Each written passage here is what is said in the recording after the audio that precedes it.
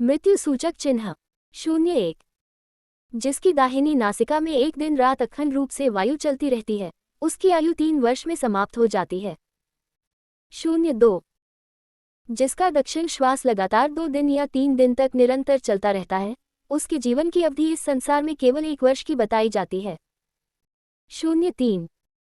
यदि दोनों नासिका छिद्र 10 दिन तक निरंतर ऊर्ध्व श्वास के साथ चलते रहे तो मनुष्य 3 दिन तक जीवित रह सकता है। 04।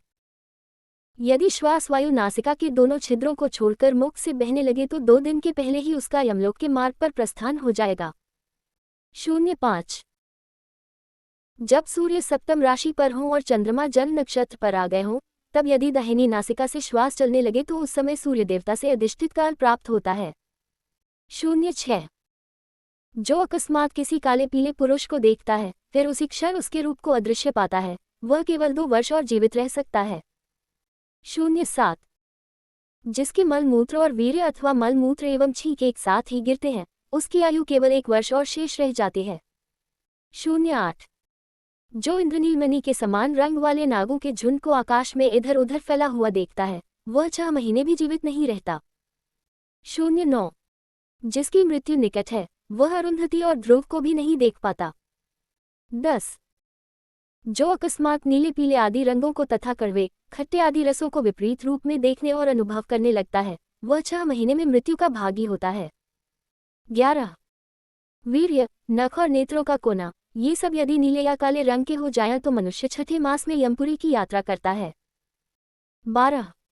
भली भांति स्नान करने के बाद भी जिनका हृदय शीघ्र ही सूख जाता है तथा हाथ और पैर भी जल्दी ही सूख जाते हैं, उसका जीवन केवल 3 मास तक चलता है। 13।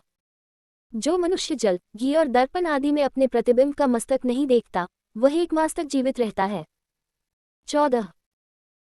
बुद्धि भ्रष्ट हो जाए, वाणी स्पष्ट न निकले, रात में इंद्रधनुष का दर्शन हो, 2 चंद्रमा और 2 सूर्य दिखाई दे तो ये सब मृत्यु सूचक चिन्ह हैं।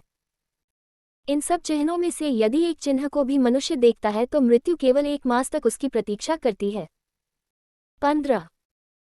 हाथ से कान बंद कर लेने पर जब किसी प्रकार की आवाज न सुनाई दे तथा मोटा शरीर थोड़े ही दिनों में दुबला पतला और दुबला पतला शरीर मोटा हो जाए तो 1 मास में मृत्यु हो जाती है। 16। जिसे स्वप्न में भूत, प्रेत, पिशाच, असुर, कौए, कुत्ते, गीद, सियार, गधे और सूअर इधर उधर ले जाते और खाते हैं, वह वर्ष के अंत में प्राण त्याग कर यमराज का दर्शन करता है। 17। जो स्वप्नकाल में गंध, पुष्प और लाल वस्त्रों से अपने शरीर को विभूषित देखता है, वह उस दिन से केवल 8 मास तक जीवित रहता है। 18। जो सपने में धूल की राशि, विमोट दीमक का घर अथवा युपदन पर चढ़ता है, वह 6ठे महीने में मृत्यु को प्राप्त होता है। 19। जो स्वप्न में अपने को तेल लगाए, मुड़मुड़ाए और गधाए पर चढ़े दक्षिण दिशा की ओर ले जाते हुए देखता है अथवा अपने पूर्वजों को इस रूप में देखता है, उसकी मृत्यु 6 महीने में हो जाती है। 20।